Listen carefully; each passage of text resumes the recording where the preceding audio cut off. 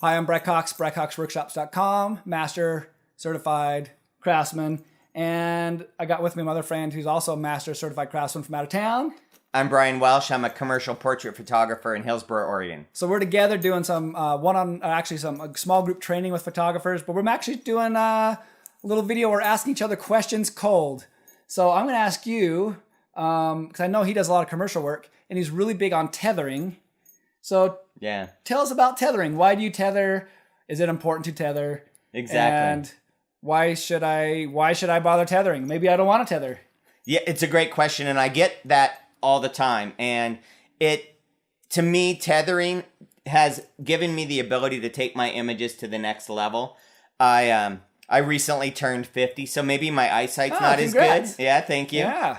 But I love now being able to see whether it's on my MacBook Pro when I'm doing headshots or on a 27-inch monitor. I'm able to really see what I'm getting. I don't just look at the back of my LCD screen real fast and kind of go, well, I don't see any blinky, so I must be okay. I'm able to zoom in. I'm able to see direction of light. Make a change.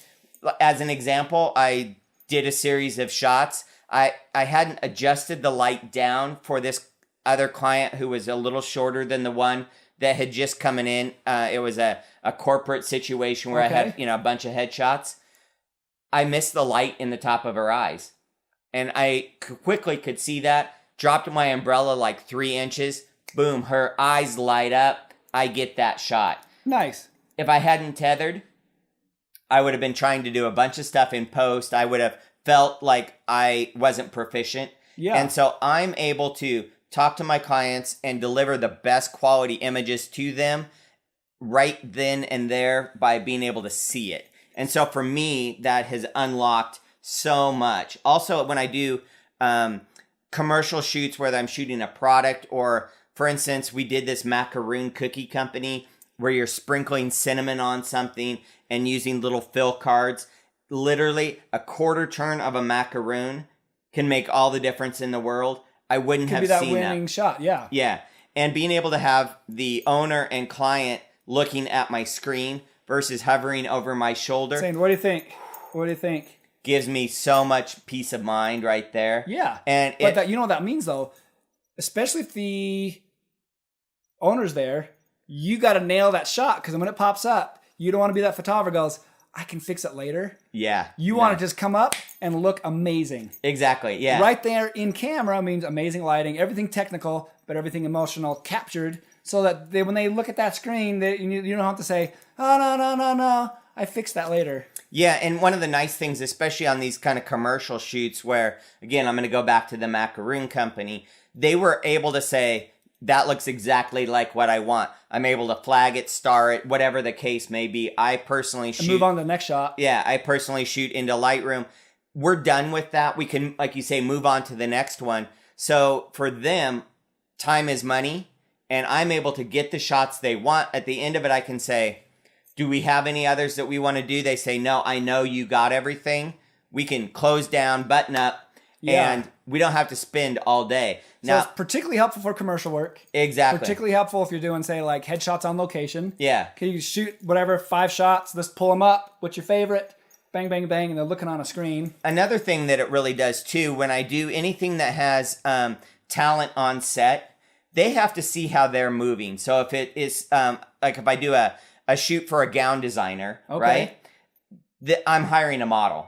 And that model wants to have confidence, like, yeah, I'm turned correctly. And so we'll shoot for a while. They're able to review them. There's no way they can get that just looking at the back of my phone. Sure, the back of my camera. I can show them one that they look good.